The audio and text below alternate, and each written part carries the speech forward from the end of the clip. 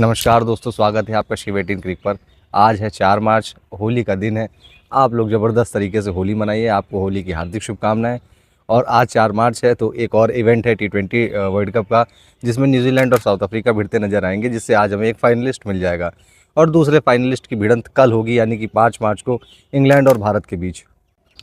इस T20 world cup में भारत ने अभी तक बहुत ही ज़बरदस्त अपना कैंपेन चालू रखा है, एक ज़बरदस्त परफॉर्मेंस दिखाया है। केवल एक मैच साउथ अफ्रीका से हम हारे थे सुपर 8 के मुकाबले में। ऐसा ही कुछ इंग्लैंड के साथ रहा और इंग्लैंड ने भी अपने कैंपेन को ज़बरदस्त तरीके से आगे बढ़ाया है। केवल वो भी वेस्ट इंडीज़ के अगेंस्ट में एक मुकाबला हारते हैं, वो भी ग्रुप स्टेजेस में। अगर बात की जाए T20 वर्ल्ड कप में इंग्लैंड और भारत के आमने सामने भिड़ंत की, तो कुल मिलाकर अभी तक केवल 5 बार दोनों का मुकाबला आमने सामने हुआ है, जिसमें से 3 बार भारत जीता है और 2 बार इंग्लैंड ने भारत को शिकस्त दी है। पहली बार भारत भिड़ी थी 2007 में इंग्लैंड से डरबन के मैदान में, यानी कि दक्षिण अफ्रीका की धरती पर।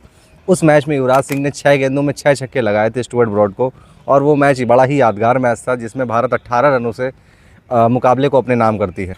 जिसके बाद 2009 में लंदन यानी कि इंग्लैंड में ही इंग्लैंड से मुकाबला होता है भारत का, जहाँ पर इस मैच को इंग्लैंड ने 3 रनों से जीत लिया था और भारत को हार देखने मिली थी। उसके बाद भिड़ते हैं 2012 कोलंबो की धरती यानी कि श्रीलंका में। इंग्लैंड और भारत आमने सामने होती है और इस मुकाबले को भारत 90 रनों से अपने नाम करती है। जिसके बाद दोनों ही टीमें आमने सामने होती हैं कुल 10 वर्षों के बाद, यानी कि 2022 एडिलेड के मैदान में। वहाँ पर इंग्लैंड ने भारत को एक तरफा हराया था। 10 विकेटों से वो जीत इंग्लैंड ने हासिल करी थी और इंडिया का कैंपेन वहीं पर रोक दिया था। इंडिया फाइनल के लिए नहीं जा पाई थी और बड़ा ही अच्छा खेली थी इंग्लैंड अपने नज़रिए से। एलेक्स हेल्स और जॉश बटलर ने काफ़ी अच्छी बल्लेबाजी करी थी।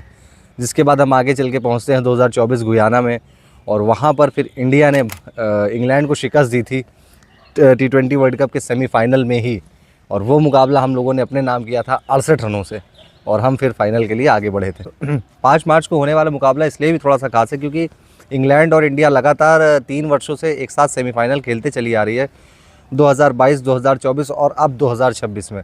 और एक तथ्य और जुड़ा हुआ है इसके साथ कि जो 2022 में T20 वर्ल्ड कप का सेमीफाइनल जीता था, उसी ने कप उठाया था। ऐसे ही हुआ था भारत के साथ कि भारत ने 2024 के T20 वर्ल्ड कप फाइनल में इंग्लैंड को हराया था और उसके बाद वो विश्व विजेता बना था। तो 2026 में भी यही घटना भारत को दोहरानी है। बाकी देखते हैं कि क्या होता है मैच में। चर्चा अगर इंग्लैंड के मजबूत पक्ष की जाए तो भारत की तरह ही उनकी बल्लेबाजी में भी गहराई है। और आपने देखा ही था अभी रिसेंट में न्यूजीलैंड वाले मैच में विल जैक्स और रेहान अहमद ने एक अच्छा फिनिश दे करके और एक आक्रामक फिनिश दे करके ये मुकाबला न्यूजीलैंड के पक्ष से निकाल करके अपने पक्ष में ला खड़ा कर दिया था। और दोनों ही बहुत ज़बरदस्त बल्लेबाजी लास्ट में किए थे। आदिल रशीद भी बल्लेबाजी जानते ही जानते हैं, तो इनकी बल्लेबाजी में बड़ी गहराई है। उसके बाद बात कर लीजिए अगर इनकी स्पिन गेंदबाजी की, तो वो भी इनकी बहुत बड़ी ताकत है, क्योंकि इस इंडिया के स्पिन ट्रैक्स पे आदिल रशीद जैसे एक्सपीरियंस गेंदबाज, लाइम डॉसन जैसे अच्छे गेंदबाज और रेहान अहमद अच्छी गेंदबाजी करते नज़र आते हैं। और साथ ही साथ विल जैक्स ने भी बीते मैचेस में बहुत अच्छी गेंदबाजी करी, तो जिससे उनका स्पिन अटैक कंप्लीट हो जाता है। और सबसे मुख्य गेंदबाज जोफ्रा आर्चर, जो कि अपने लय में लौट चुके हैं, अपने सटीक अंदाज में वापसी कर चुके हैं, वो भी इंग्लैंड के लिए एक बड़ा मजबूत पक्ष है। इसके साथ ही साथ कुछ कमज़ोर पक्ष जरूर निकल करके आते हैं इंग्लैंड के, जैसे कि आप देखेंगे कि इनके ओपनर्स लगातार फ्लॉप चल रहे हैं, जैसे कि जॉश बटलर और फिल सॉल्ट बीते कुछ मैचों में रन नहीं किए हैं इन्होंने। और साथ ही साथ में ये डेथ ओवर्स में अगर जोफ्रा आर्चर को हटा दिया जाए तो सैम करन और ब्राइडन कार्स जैसे बॉलर थोड़ा सा रन और थोड़े से महंगे साबित होते हैं। तो खैर इंडिया के नज़रिए से तो ये बड़ी अच्छी बात है, लेकिन इंग्लैंड के पक्ष से ये उनकी कमजोरियां हैं। और अगर आप देखेंगे भारत के लिए, तो भारत के लिए सबसे मजबूत पक्ष क्या है कि भारतीय कप्तान सूर्य कुमार यादव जो अच्छी बल्लेबाजी करते आ रहे हैं, इस T20 वर्ल्ड कप में अच्छे लय में दिखे हैं।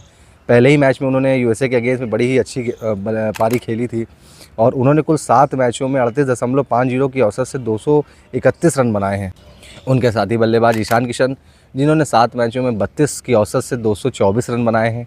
उसके बाद अगर बात की जाए इंडिया के मिडिल ऑर्डर की, जैसे कि उसमें तिलक वर्मा हुए, शिवम दुबे हुए, हार्दिक पांड्या हुए, अच्छा फिनिश देते नज़र आए हुए हैं। और भारत की गेंदबाजी भी अभी तक बहुत बेहतर रही है, ठीक रही है। जैसे कि अगर बात की जाए वरुण चक्रवर्ती की मिस्ट्री की, बुमराह के वो एक्यूरेसी की, और साथ ही साथ अर्शदीप के जैसे उनके पावर प्ले में उनका विकेट चटकाना एकदम नियमित काम है। तो ये बड़ा इंडिया का मजबूत पक्ष है और एक अच्छा एक्सपीरियंस लेकर के आते हैं ये सभी गेंदबाज।